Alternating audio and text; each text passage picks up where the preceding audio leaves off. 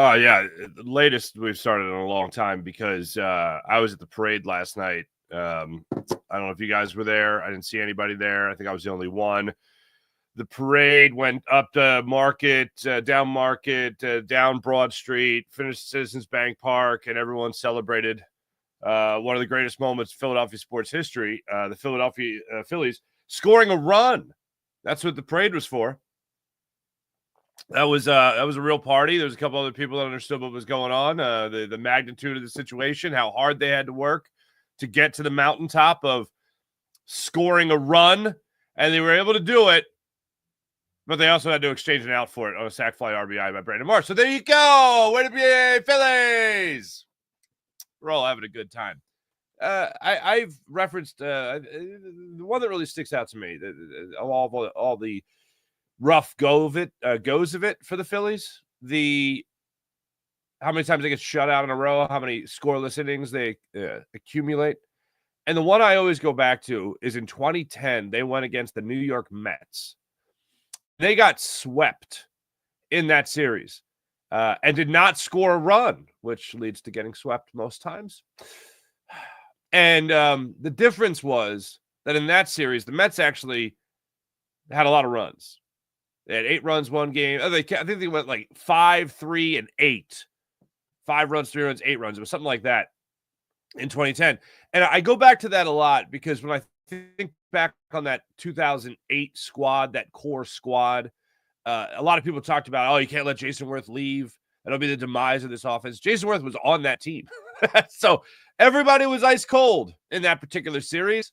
And they got shut out in 3 straight games. And that one stung a lot more because that was against the Mets. And then I was thinking about this yesterday. They scored the 1 run in this series. Score 1 run. And I was really debating with myself whether or not I'd be more pissed off or if I was more pissed off in the state that I'm in now, or if I'd be less pissed off if they just got like shelled. The starting pitching got shelled and lost every game like 7-0. Would I be more upset then that they just got completely embarrassed, or would I be more upset that they wasted great starts like they did in this series? And what I've landed on, this makes me more pissed off. And the reason being is because these games were all winnable. A base knock here, another walk there, another error anywhere, maybe a little bit more aggressive on the base path somewhere, and you're talking about a different story. You're talking about a different outcome. You're talking about getting a win for Zach Wheeler. You're talking about getting a win for Ranger Suarez. Even Christopher Sanchez yesterday, that's what you're talking about. If the Bats even had one big hit in this game, and even the run that they scored, again, did not come on a big hit, came on a sac fly RBI. So, yeah, the way I look at it is this sucks. This sucks because they were winnable. They were teasers. And with this offense, I know they can go just as cold as they are right now, or they can have one big inning and all of a sudden, oh, look, it's a 3-0 game. It's a 3-1 game, whatever the case might be. Just one big inning, 3 innings, 4 runs, whatever. That can happen at any moment. Doesn't feel like that right now. And it feels like this entire lineup is pressing. And we're going to get to the moments that I looked at in yesterday's game, the 2:10 start time in Houston. We're going to look at the moment that I just went, oh, they're done. They're done. They officially done, put a fork in them. Even in a 1-run ball game, that's it. We'll talk about that moment and how much it really does suck. And for the people that want Rob Thompson to be pushed out the door and be done with them and make the change and all that stuff, every time this Phillies team goes into a lull, an extended lull, and if they go into the Braves series and they continue to not hit and they lose and they drop 2 or 3 to the Braves, and then they really limp into the All-Star break, I don't think we talk about enough how much Rob Thompson is on the hot seat. I don't think we talk about it enough. And look, the Phillies have been, for the most part, a really good baseball team this year. They've been competing, obviously, for the top of the division. They just took 2 or 3 on the Mets. And earlier in the season, they took 2 or 3 against the Dodgers. They were also swept by the Mets. So there's a lot going on with the Phillies in the positive viewpoint. But when you talk about what's going on right now and these awful lulls that they hit, this being the bottom of the barrel, we hope, in terms of how this offense is producing, Rob Thompson has the 1-year extension. That's all he's got. That's not a ringing endorsement. That's, I don't want you to be a lame duck. But I think everybody knows what's going on here. And I don't care how much the I don't care how much the players love him. If this team is failing, especially in a year like this, then you can't afford to have this manager going forward. And every time they go into one of these lulls, I absolutely believe that Rob Thompson is managing for his job. When the Phillies were in the midst of losing 10 of 13, I was talking about how he's managing for his job. John Middleton knows that this could be the last go-around with a guy like Kyle Schwarber in your lineup. Now, I know the lineup isn't exactly something to brag about right now, but I think most people want Kyle Schwarber to stay on this team, and you can include me in that. I think Rob Thompson, I think Dave Dombrowski, I think John Middleton wants to have Kyle Schwarber stay on this team. But if this team continues to fail, then Kyle Schwarber's not going to stay here. He already seems like he really wants to test free agency, and I don't blame him for that. Good for him. He certainly earned it. I want him to stay in Philly, but it's his right. When it comes to the rest of this roster, though, I think Rob Thompson, I think Dave Dombrowski, and I think John Middleton and the ownership group understand that the huge investment that was made into this team has not panned out. And you're not going to just all of a sudden trade Nick Castellanos. You're not all of a sudden going to trade Alec Boehm. You're not all of a sudden trade Bryce Harper, trade Turner, whatever, especially in the idea that, or in the world that Kyle Schwarber's not here. They're not going to blow up the team. You're going to do the one thing that can affect everybody. And that's fire the manager.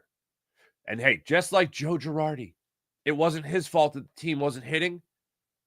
It wasn't he wasn't going up to the plate with the bases loaded and one out and grounding into a double play consistently. Striking out, back-to-back strikeouts to end that threat. It's not him. But I always believe this. People try to measure the amount of wins and losses a manager can give you. I think they're way off every time they try to do it. Because they can lose you like 15 games, but they can win you like 4. That's basically like the ratio that people are around when they talk about managers. It's far greater than the overall atmosphere. And I've always said that about baseball in general. You're responsible as a manager for the vibe and the atmosphere in the clubhouse. And those guys then operate under that vibe and that atmosphere. And you might think that that's just high school stuff. No. It's absolutely pro stuff as well. I've talked to guys, professional athletes in all the sports, that talk about that kind of dark cloud that a crappy manager or coach or coordinator can be and how that influences everybody else. Oh, well, you're being professional and carry through it. Yeah, they're trying to do that, but it's difficult. Very, very difficult. In a lot of instances. And if Rob Thompson is that guy, it might not be a black cloud, but in this instance, could be that negative vibe, then you got to move on. And if you need to shake things up, there's no better message than that. And I don't think it's Kevin Long. I think Kevin Long is beloved more than Rob Thompson in that locker room. In that clubhouse, excuse me. Not that I think Kevin Long has any motivation to be a manager. We'll see. But every time the Phillies hit a lull, that's where you can absolutely start talking about, well, if this continues, this is a 3-year deal on Rob Thompson right now. I want to get a little bit more into the Phillies. I also want to get into the Philadelphia 76ers. Now, last night, second round, Philadelphia 76ers made their second round pick. They stayed right there with the 5th pick in the second round, and they took a big man. 6'10" Janai Broom out of Auburn. 22 years old. Absolutely a man playing amongst boys at the college level. Really love his game. Forceful player. The best way to describe it is 6'10", you're 22 years old, college level, you're a man amongst boys, and he absolutely is a man amongst boys. Has the right attitude. Absolutely loves the game of basketball. Is not just somebody who's tall that likes what it brings them. One of those deals. So I like the pick. For a second round pick, I like the pick. But one thing I missed in Daryl Morey's press conference yesterday, and I don't know how I missed this because this is something that really is a nerve for me. And I have a soft spot. I really have a soft spot in my heart for the 76ers fans right now. Since the process, I've really had a soft spot. Now, Eagles fans, hey, now there's 2 Super Bowls. There's 3 Super Bowls, 3 Super Bowl appearances. Like, I get it. And I know, I understand I'm talking about all the same people, more or less, when I talk about, 4 for 4 people. But in terms of the portion of your heart that roots for the Flyers, the portion of your heart that roots for the Sixers, oh, man, I got a soft spot in my heart for you. Flyers obviously haven't won cups since the 70s. Moving on from that. But Sixers fans, most recently, invested their emotions and even some dollars in one of the biggest dice rolls in sports history with the process, where your organization told you, we're going to be terrible. Oh, my God, we're going to be awful. How long are you going to be awful? Undetermined. Basically, right now, Sam Hickey, a blank check of time. That's how long. Infinite. You need time? Yeah, you do it. And I remember I was on the radio at the time, and I remember doing a show. I think I was doing like a 10 to 2 a.m. shift, that kind of thing. And I remember saying, hey, guy, all right, here's the deal. We all know what the Sixers are doing. This was like they traded Drew Holiday. He only went on to be a two-time NBA champion, but whatever. They trade Drew Holiday, and they start the process. And I remember we all knew what was going on. They're going to be terrible. They're going to be awful, all that. I remember saying to people, how long would you be willing to endure this? You understand, like, we've all talked about the basketball purgatory. We've all talked about the Andre Iguodala-led 76ers and how far they could possibly go. Well, it turns out this Game 7 of the second round is as far as they could possibly go if two other players got injured on the Bulls, which is exactly what happened. And they made it to Game 7 against the Celtics and lost. So we all went, all right, how long are we willing to endure this? And the average time people gave me was 3 years. And that's just about as long as it took for the NBA to call Josh Harris and go, dude, knock it off. Just get this is Jerry Colangelo. He's going to take over. He's going to run things. And then he's going to totally deny getting his son involved after all this. And then his son's going to have the burner gate and then whatever. All right. So Sixers fans bought into that. And they continued to buy into it. And then the switcheroo was pulled on him by the league, bringing in the Colangelos. And then you changed hands of general managers, including 20 minutes of Brett Brown. Like, it could not have gone worse in terms of how it all ended. And yet you guys are still here. 76ers fans still love their team. They still they love their jersey. They love their team. They in no way, shape, or form want them to be moved out of the city or anything like that. They're still here. They're not jumping on the bandwagon of any other OKC now, not jumping on that bandwagon, not jumping to the Lakers or anything. We're still here as 76ers fans after all that. And someone has the balls to say, be patient. And that's the thing that I don't know how I missed with Daryl Morey's press conference 2 nights ago now. Because one of the reasons I didn't want them to draft VJ Edgecombe was that he was the more NBA-ready prospect than Ace Bailey. If I had to go, if I'm checking boxes here, and I said, all right, well, if the Sixers take a guy like Ace Bailey or Con Knippel, somebody who's ready to play at the NBA level a little bit more than a guy like Ace Bailey is going to take a long time but take a couple years to really get to his full potential. And all-star level of play, I believe. If the Sixers are doing that, then I like that because I like building for the future. If they take VJ Edgecombe, it means that right now they feel like, if you get Paul George and you get Joel Embiid healthy and you have VJ Edgecombe as one of your guards, you're a great team. Joel Embiid and Paul George are not in my plans for this team winning a championship. That is just such a far cry.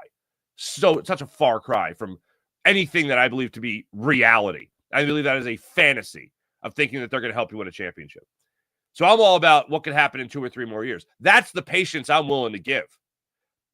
Patience right now for a player that was supposed to be more NBA ready to help you win now. I'm not being patient for that. And I'm not going to boo VJ Edgecombe if I'm at a game or anything like that. It's not his fault. I am not mad at VJ Edgecombe. I like VJ Edgecombe a lot.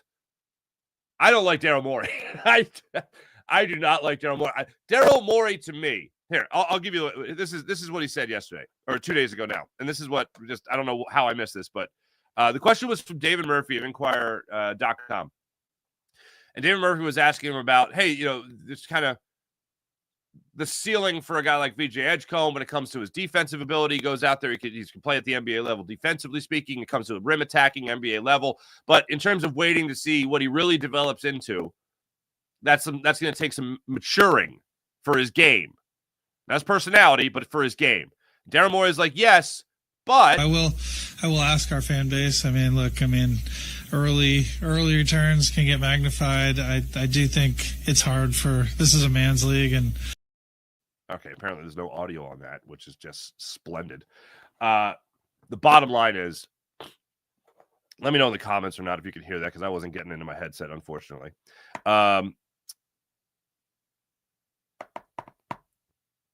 What Daryl Morey said was he's asking Sixers fans to essentially not buy in to early returns.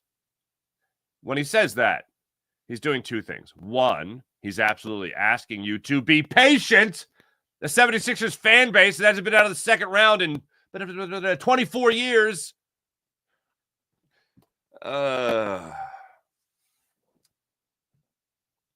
Be patient. The balls you have to tell a 76ers fan base to be patient. You know what else he's doing with that? He's hedging his bets with Edgecombe. That's what he's doing. And upon hearing that, it hit me like a ton of bricks.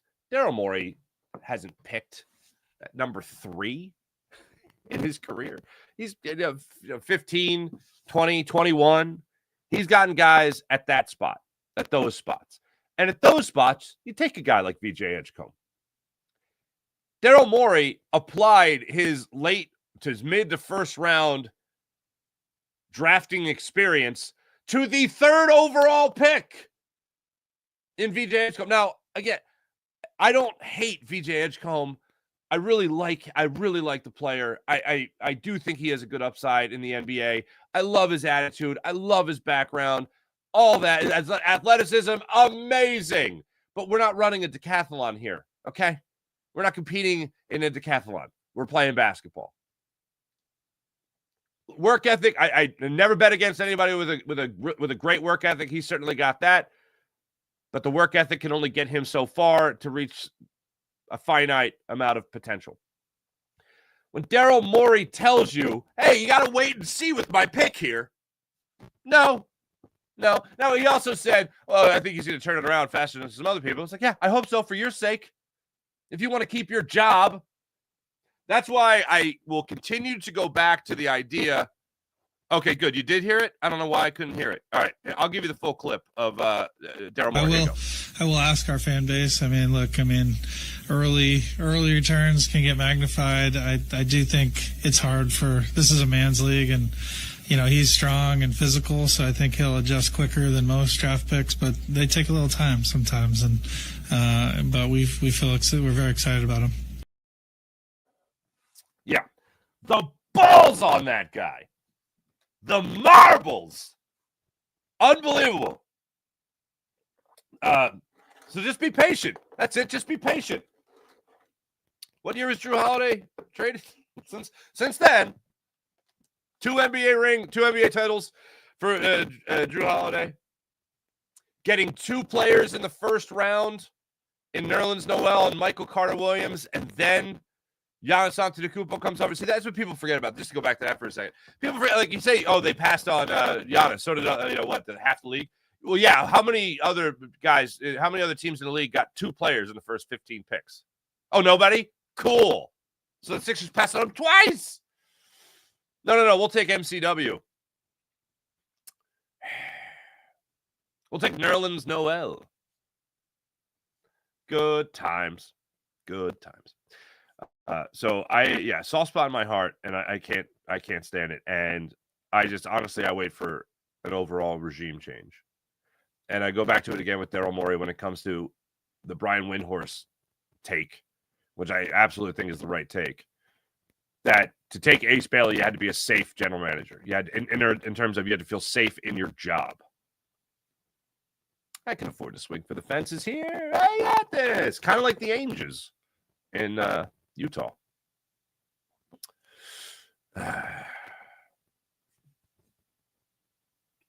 This sucks. This absolutely sucks. I feel like we're headed towards more purgatory with this Sixers team. And the unfortunate part about it, barring another GM coming in here in the very near future that turns it around, I don't want to waste Tyrese Maxey's career here in Philadelphia, and I also don't want to see Tyrese Maxey packaged for trade pieces later. Like I'd like to see a guy like that develop here in Philadelphia and continue to improve, make another All-Star team, and really lead this squad. Because here's one thing I can't take again. There is no way. And if you guys watch me with my Sixers coverage through the year, with the 76ers postcasts and all that, like I was the last person to get on the tank bandwagon. I was like, I'm not doing this again. I told myself I'd never root to lose. Not doing it. And then Embiid was done. Paul George was done. When Maxey was done, I was like, yeah, no thanks. And then when Maxey was, right before Maxey hung it up for the season, he was at his locker and they were asking him about, hey, what about your, the future of the team and getting a better draft pick. And he was just like, yeah, if I'm on the court, I'm not losing. Like, I'm not thinking about, okay, how can I lose so I could better the future? He's like, if I'm out on the court, I want to win. And I was just like, please bench him. I was like, don't make him lose. Don't put him out there to tank. And then we never saw him again.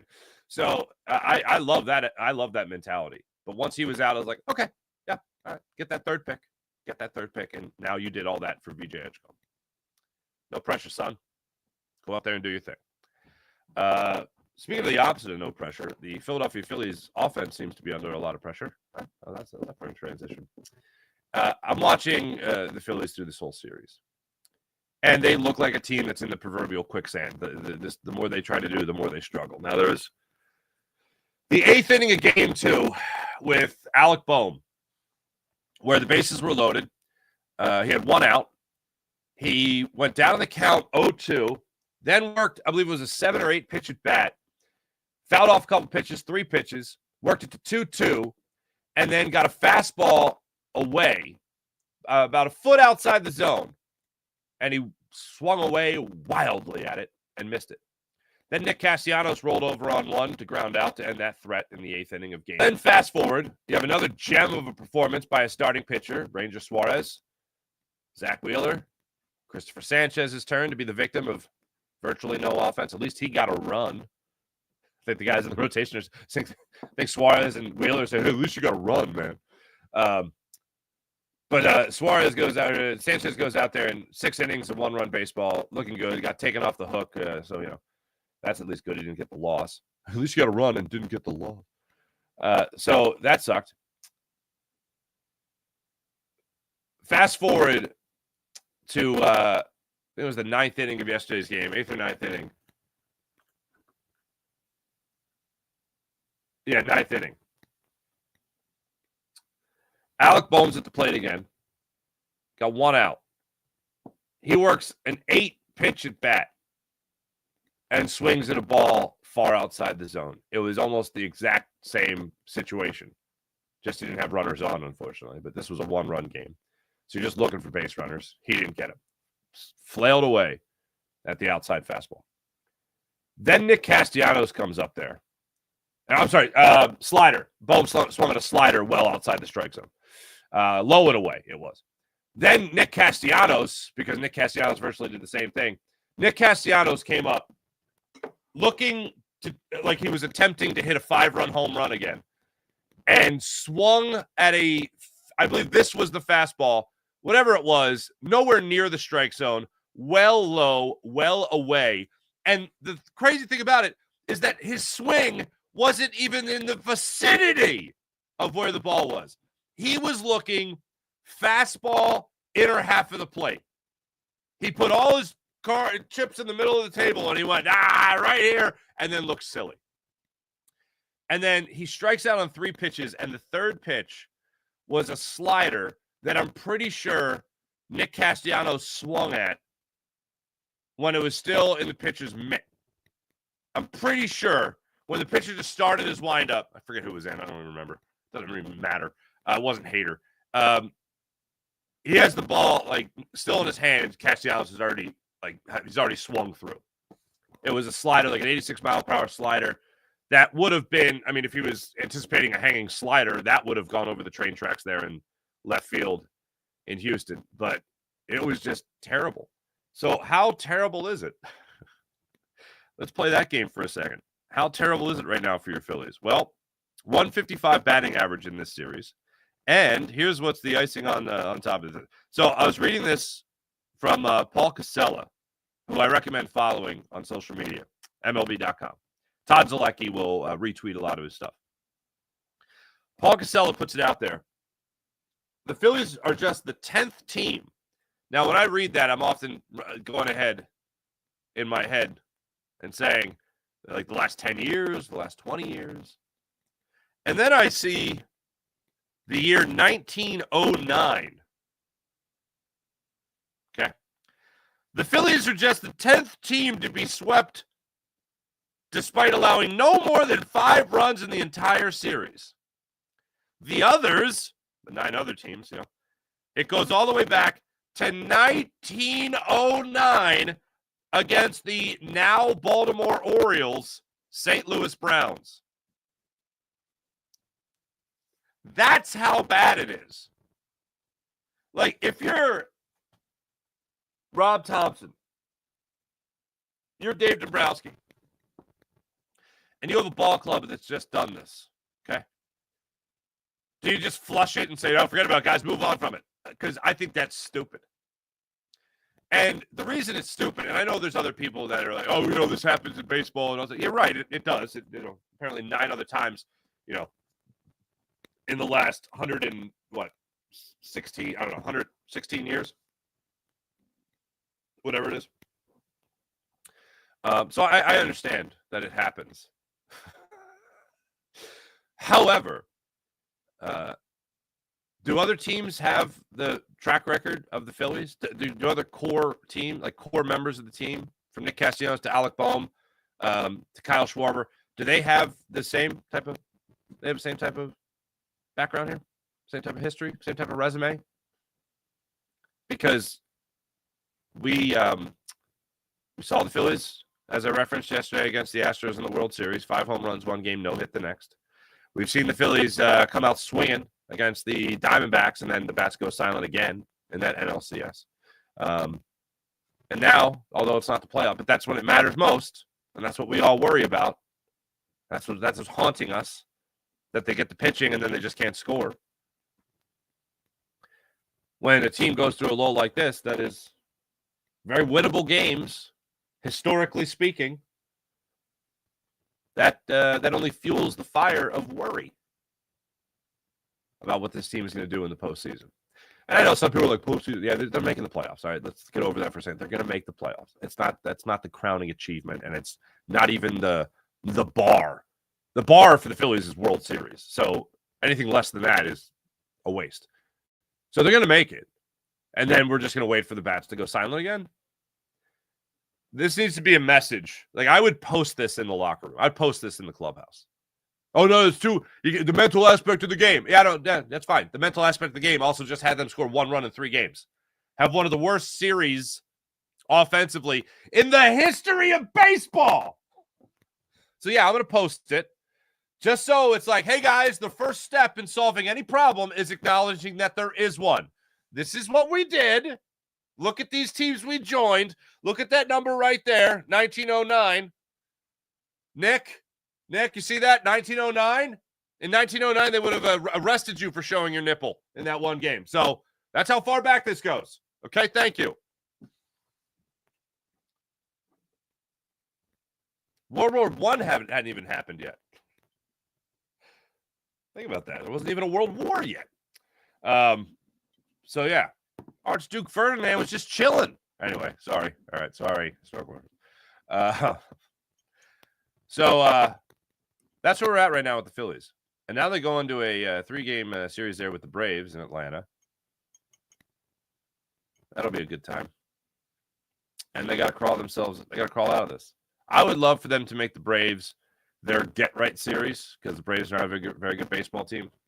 I'd love for that to happen, but I don't have any confidence in the Phillies stepping up to the plate and really getting it done, unfortunately. That's where I'm at with this Phillies team. Braves, by the way, lost 2 of 3 to the Mets in the way that goes. And what that does, unfortunately, in all of this, I know it seems like it's far too big a picture to even think about it for a second, but Phillies get swept. The Mets take 2 of 3 from the Braves, and now the Phillies are looking up at the Mets again in the NL East. And I know that doesn't really seem like something a lot of people are concentrating on right now because the Phillies have their own problems. They can't even look outside their own team right now. But that's where we're at. This is fun. We're having fun. We're having a good time. Eagles. Anybody watch any of the FIFA World Club going on? Cup going on? So apparently, I don't even know the fan base, but I will say this. I think Eagles fans are watching people light things on fire at the link or in the parking lot, and Eagles fans are looking at these soccer people going, these guys are nuts. So apparently, one of the team fan bases, a fan, I'll just say, at the link, ripped the head off of a giant bobblehead of a Philadelphia Eagle. There's a giant bobblehead at Lincoln Financial Field, and somebody ripped the head off of the giant bobblehead. I'm talking about like a 5-foot, 6-foot bobblehead. Come to find out, the bobblehead was that of Reggie White. You animal. Do you think this person had no idea who it was, just wanted to vandalize something, just wanted to do something stupid, rip the head off the bobblehead? Now, the Eagles said that they've gotten the head back. Like, I feel like that'd be pretty incriminating. Hey, where'd you get that head? I travel with it? You drop it. But do you think the person found out later? It's like, do you know what you just did? Like, there's got to be one Philly person around them that's a fan of both the soccer club and the Eagles. And the fan, dude, do you know what you just did? In whatever language, I don't even know what language it would be. Do you know what you just did? You understand what you just did? Okay, first off, that guy's dead. Okay, he passed away. Second, he's like the greatest Eagle ever, and maybe the greatest defensive football player ever in the whole league. And he just desecrated a giant bobblehead in his honor. Oh, let me put that down. Like, do you think that's how the conversation went, or you just think he just got busted? I like to think that somebody from Philly called him out on it and be like, dude, or her. I don't know. I don't want to. Maybe it was a lady. Person. I don't know. Maybe the person did it. So for me, I found that wildly offensive, especially because I feel like for a lot of younger people too. Like, I was really young when Reggie White was like just dominating, but I acknowledge what he is in the NFL, and it's just like I have to remind a lot of people that always talk about Lawrence Taylor, and yeah, they're probably right to talk about Lawrence Taylor as the greatest defensive player ever. But it's Reggie White and it's Lawrence Taylor. Those are like the clear-cut number twos, or number one and number two. And then there's just like miles down, and then you see number three. So I very rarely ever look at the TV or social media and go, oh, like nothing really is appalling to me anymore. I feel like I've been desensitized to quite a lot. But I looked at that and I went, oh, that's not right. What the hell's wrong with you? Anyway, so far, that's the worst thing that's happened at the link since minicamp broke. Very soon, next week, we'll be able to say this month training camp gets underway. Well, that's pretty dope. You're damn right. That's pretty dope. You're damn right. Hey, let me tell you about the Game Time app. Download the Game Time app, create an account, use promo code Farzy, and get $20 off your first purchase on the Game Time app. Want to go to the game, the concert, the comedy show? Game Time app has you covered. So download the Game Time app, create an account, use promo code Farzy. And don't forget about the Game Time Picks feature on the Game Time app. You know what that does? That filters out all the fluff so you get right down to it. The best seats, the best prices on the Game Time app. How about PHL Sports Nation, Philadelphia Sports Nation, enhancing your Philadelphia sports fan experience across all social media and blogs? That's PHLSportsNation.com. Before I go any further, your pitching matchups for Friday, Saturday, Sunday. Abel Elder, Luzardo Schwellenbach, Suarez Strider. 7:15, 7:15, 135 for this weekend series. The 7:15 game on Saturday is the Fox lineup. So, whoopity-doo!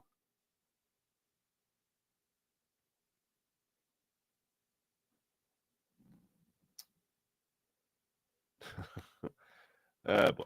Let's get into the chat check and see how you guys are doing on this fine Friday. It's a fine Friday. Got some rain last night. Not a crazy storm, but rain. Gonna be a little bit rainy this weekend. Periods of rain. That's what we're dealing with. Sean Gillespie, hello. April, what's going on? Dealer time for sure, April. Quite frankly, embarrassed. 7:55, I think I got started today. That's just, can't do that. Dark April, I can't not reach for the gray shirt or a dark shirt and go, April's going to get me. April's going to get me on it. But today I got to keep mixing it up. I can't just wear nicely pressed blue shirts all day. You know what I mean? Every time. Jay say good morning. Sean Kilrain, hello. But did I miss somebody? I feel like I missed something. Chip best in the world. There you go. Hello. Sean Kilrain. Phillies starting pitchers in the series versus the Astros. Suarez, Wheeler, Sanchez, each 6 innings or more. 11 strikeouts for Suarez. That was pretty, or Sanchez, that was pretty great. Phillies went 0 for 3. Well, Phillies went 0 and 3. I think Wheeler and Suarez got the losses. Yeah, Wheeler, yeah. And Sanchez avoided the loss. But yeah, overall, the team, you're right, 0 for 3. April, definitely more annoyed that they wasted good starts. The offense was non-existent. Okay, you and I are on the same page there. Find Temple Mines. Sean Kilrain, concerns with the Phillies lineup, some from the beginning of the season, matchup disadvantage against lefties, Bryson Stott, everyday second baseman, no right-handed power bat in the offense. Yeah, there has been this blind spot for Dave Dombrowski with left field. Like, so bad now that he's already conceded the point that Max Kepler ain't it. I know Max had a nice little run there for a second. Still batting like 200 on the season. But now Otto Kemp is taking reps away from him in left field. This sucks. Sean Kilrain, thank you. This is exactly how we were last year. Am I right or wrong? You're exactly right. And that's why it's so crazy that the blind, like, look, Austin Hayes last year for the Phillies, he wasn't it in left field. Max Kepler was not it in left field. Kyle Schwarber, only as a left fielder, also not it. But bringing him in now as your DH is great. So let's solve the left field problem, please. At this point, if you can get me either a really good center fielder, or you could get me a really good left fielder, I'd be happy because you can move Marsh to left. Or you could keep Marsh in center and get a better left fielder. And Marsh, I mean, look, Marsh just drove in your only run. And Marsh has still been hitting the ball fairly well over the last couple of weeks. So I'm not just going to abandon that. I'm going to hope that keeps going. I'm not betting on it, but I'm not just going to abandon the thought of it. But the bottom line is, I don't even, it's not about Brandon Marsh. It's about getting that left fielder.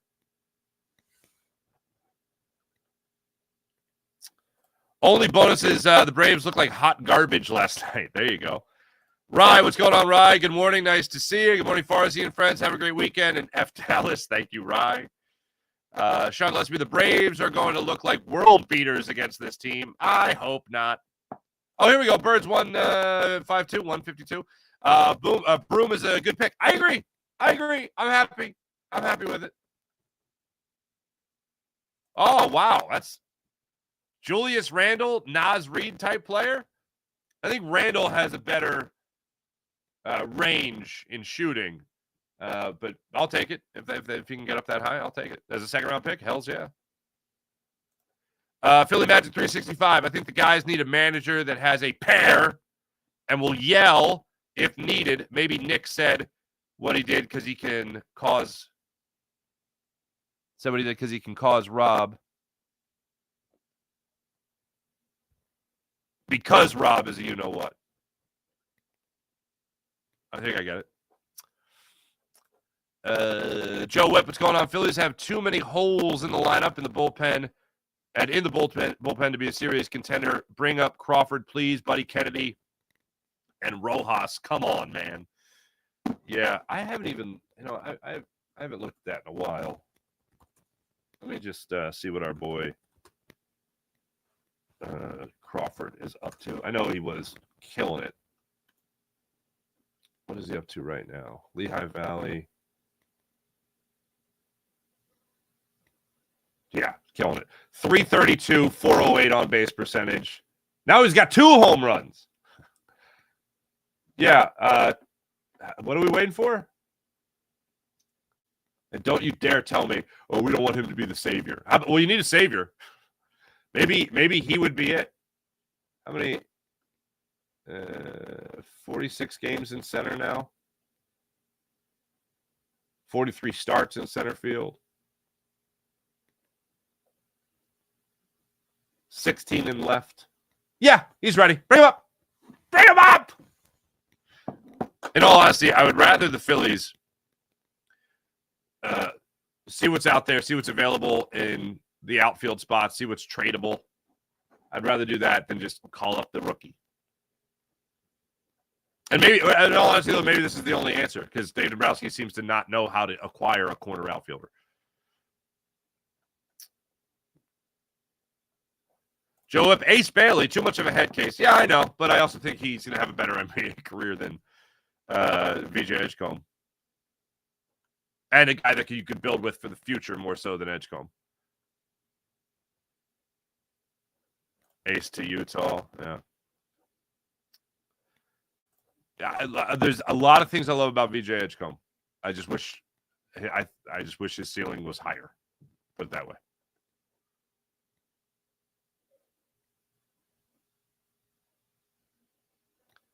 Static in the background when I'm talking.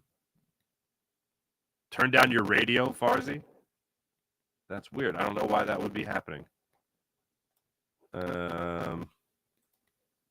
Checking it. Check.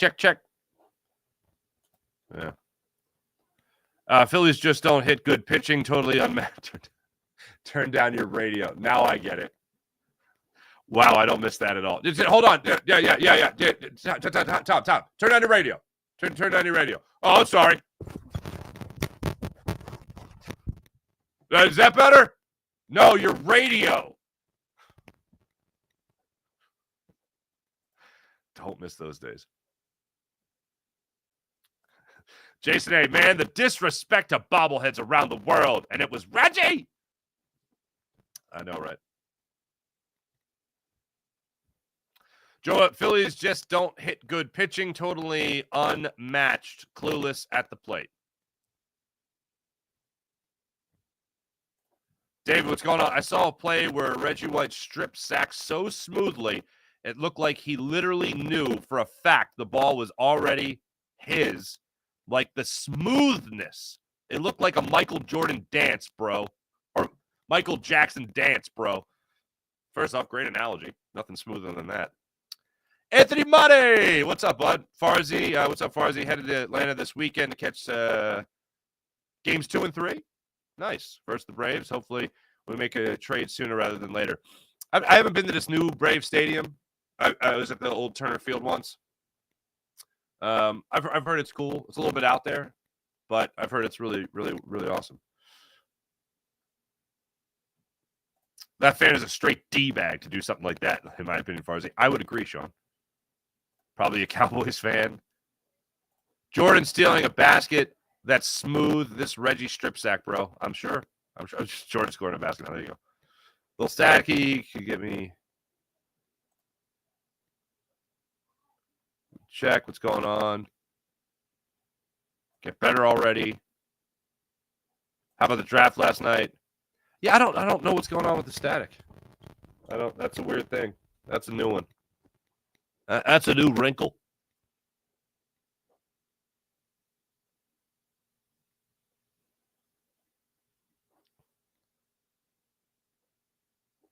Mullet Alvarado. Dude, a good friend will tell you there's a booger in your nose. Your mic has been crackling. I was like, oh, do I have a booger in my nose? Oh, okay, thank you. Yeah, I don't know. If it's not fixable, it's fine. Just say, thank you. I appreciate the heads up.